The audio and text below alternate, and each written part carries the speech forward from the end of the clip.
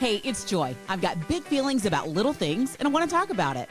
Oh yeah, I'm mad about it. And the fact that everyone else is not up in arms about it is a big part of the problem. Oh, I bawled my eyes out, like I always do. It was the sweetest thing. Oh, it was the cutest thing. It was the funniest thing. Thanks for being here. Let's go. Thanks for being here. I've got my friend Craig, my childhood friend Craig with me. How are you, honey? Hi, Joy. Hi, thanks for being here. Thanks for having me. Of course. I wanted to have you on because we had a pretty major life big event. life event recently. Yeah. Which was, go ahead and tell us. 30th high school class reunion. Like it hurts my chest when you say that. We are almost 50 years old. Almost. So we went to high school together. We were friends back then, but I wouldn't say, did we run in the same circles or a little bit? Yeah, because I think our circles were rooted in church. Oh, right. Correct. And so we were always, I had a golf circle, a whole golf thing going on. You had a much broader social circle, but it was rooted in church. A little bit broader, but a little bit more surface. Like I've talked about this many times because I need to like deal with it with my therapist. Like I didn't get invited to parties and stuff like that because, okay, I was curious about that. Everybody called me a goody two shoes. It was completely accurate. Yeah. Very, very fair assessment. They were right. I would not have gone to the party, but now, absolutely not. Now I look back, I'm like, well, you could have invited me to the party. I wanted to go to a party. We were going to be at a lock-in at our gymnasium auditorium basketball court slash house church house with the organ and the piano were in there. Right. Or Crystal's Pizza or, whatever. It was rooted in our youth group.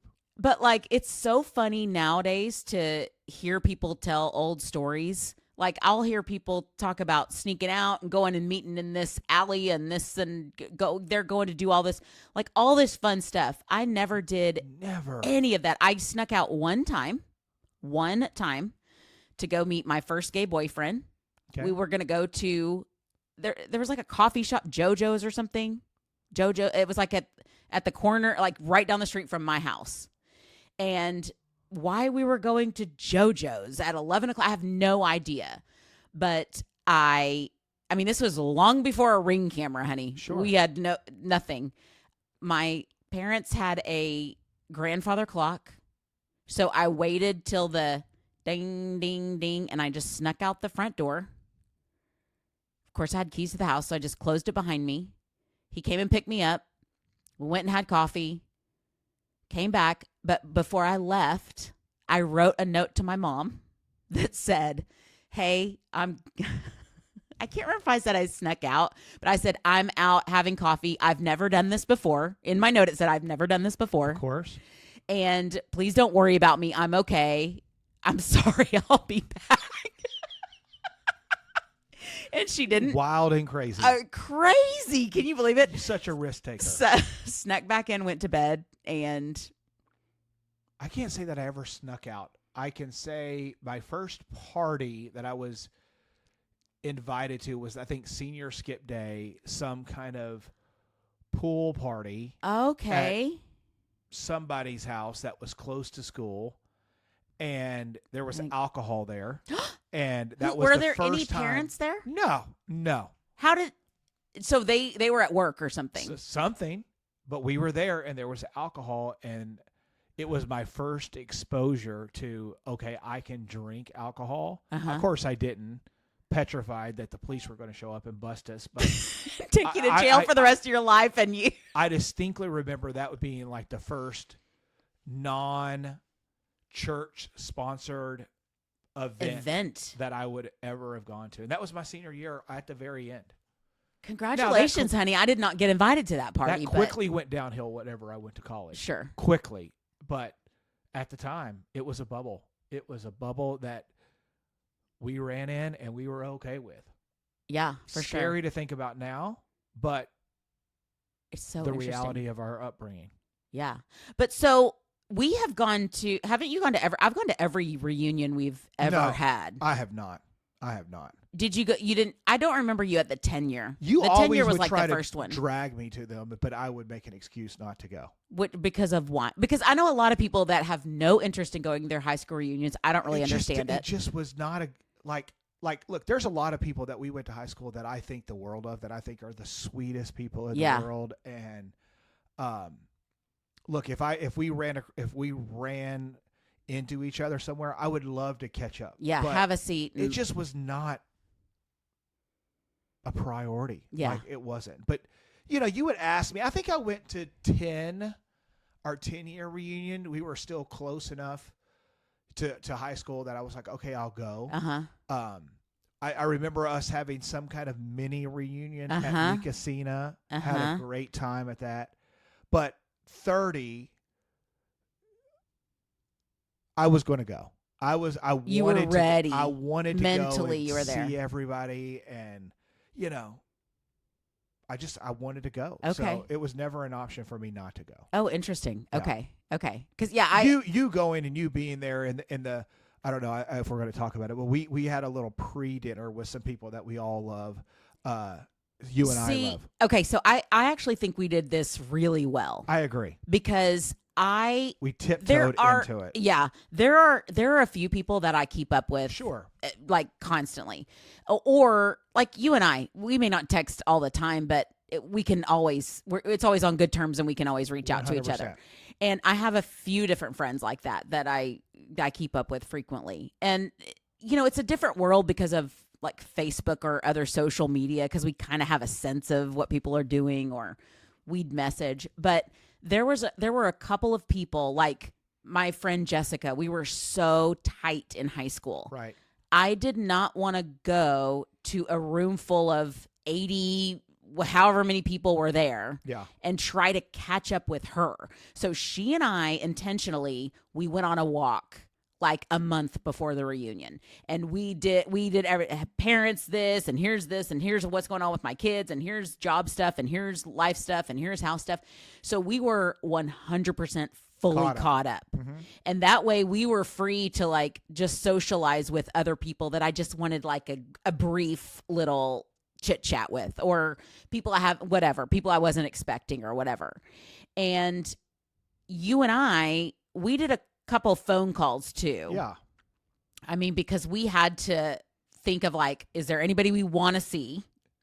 Is there anybody we don't want to see? Is there anybody that like, should we have a signal? Right. We had a signal. That like, if I need you to come get me, right. I need you to come save me from this. Which I think everybody, if you're going into a reunion like this, you should have that person. You have to have a safe person. If you go into it just, willy-nilly. Yeah. And, well, and bless you, because it's not. You can't do it, no. Because then what are you going to do? You're going to try to sneak away to the bathroom all the time. You can't do it. But I want to also say, like, you and Robin, your spouses even, both of your husbands were like super helpful for me. Like, have a water. Are you okay? Do you need any?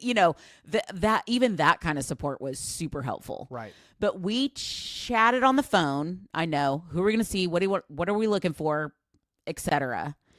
And then probably 10 of us. How many people we had a dinner beforehand, maybe like 10-ish or so, of people that we wanted to just have a little bit more connection with, make sure we're caught up. And also that was a little bit of a blanket to walk into the big group. Okay. Exactly. We're walking in together. We know we're all we're not walking into what is this? How awkward if you just like show up out of nowhere. I would have turned around if we would not have come in a group together, and I just had to walk into that open space with.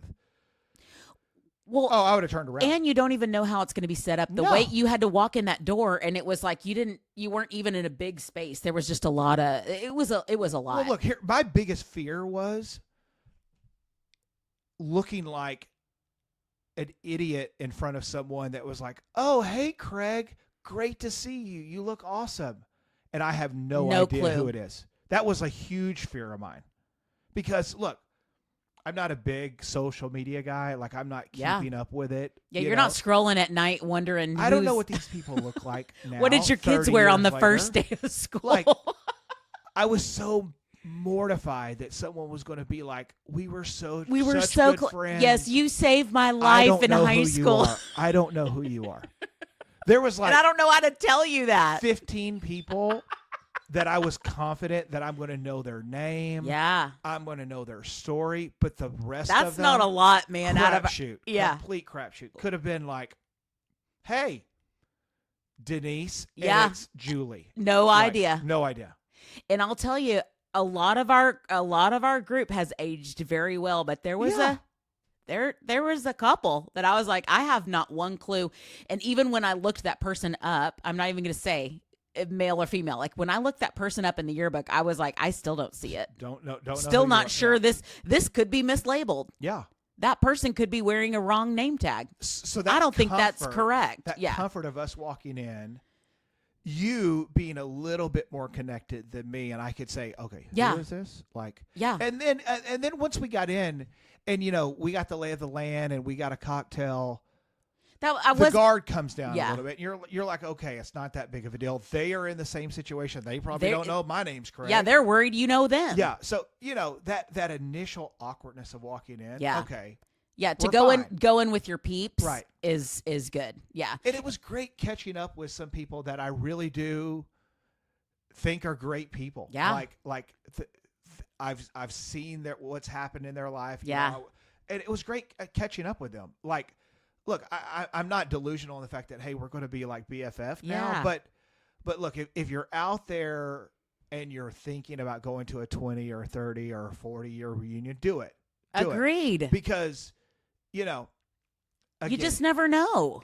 couple hours, but you can catch up with people that are really good people, in their adult life. Yeah. Or, maybe they're not great people in their adult life, and you know that now, and you can just avoid them. Going forward. But I love the concept of when you know somebody as a kid, you're going to know, their kid self. Yeah, sure. And then being able to see like, oh man, that I never thought this guy was going to turn into somebody with like emotional intelligence and, is a great dad or is doing this cool job that I would have never thought anybody I knew would do this cool job. It's really fun. Yeah. It's really interesting. I remember our friend, Jessica, you obviously being much closer to her in high school and throughout life, but it was the highlight of it, just catching up with her and hearing about what's going on. What a cool person. Yeah. Like we could totally be just hang out as friends 100%. as adults. And that would not have happened if I wouldn't have went. So go into it with that kind of mentality. Don't overthink it. Don't and don't put a lot of pressure on it. Sure. For sure. Like it's have not, you're not going to be guardrails, but have you're not exit strategy. Chances are it's not going to be some Hallmark movie, where you run into somebody and start a business together or whatever. But I will say, if you are single, you never know who's going to be like freshly divorced. You never know. You never know. Right. Of course, I wanted to see my high school crush because he looks even better now than he did back then. But his wife was, I wasn't gonna do anything about it. I was just like, I gotta see, I gotta say hi, give me a hug. How you doing? I could hardly get in there. His wife knows exactly what we were all thinking. So she was pretty close the whole night. Come back here. She had him on a tight leash, which I don't blame her one bit. I will say this, that obviously we've talked about this on my pod. My husband, and taking him into that environment, I didn't really, as his husband, I kind of want to protect him in any kind of social setting that he's not super comfortable with. But, having that be a part of that night, it just not meaning me being gay not be a thing. Like it wasn't a thing. Like either people knew or they just didn't care. Yeah. But prior to that, 10 years ago, 20 years ago, it would have been, paralyzing to me to think about because I wasn't And out do we in have college. and do we have to explain or do people not Yeah. know? Well, you even asked me for this one, like what percentage of people you think know that I'm like gay and married to a man? You were like everybody. I was like, I think everybody That has any kind of like sense social of any media. Yeah. And so, but I bring But that it's a up. reasonable question if you haven't like experienced that before. The only reason I bring it up is to say that would have been something that would have like, stressed me out, but it was nothing. It was nothing. I mean, I love it. So was it ever a question whether he was going to come or not? Because No. some of my girlfriends Not a are question. like, half of them are like, I would never come without my husband. And the other half are like, I don't want to entertain him. I don't care. He doesn't need to know who these people are. I want to go have a good time and watch the kids. I gotta go. Well, it's funny. So I think that's just personalities of couples, He had a reunion. Now, a little bit different story, very small town, probably not as progressive as Irving, Texas. but he's like, I have no interest in going to mine, and I would never put you through that. For me, it just was a little different. Yeah.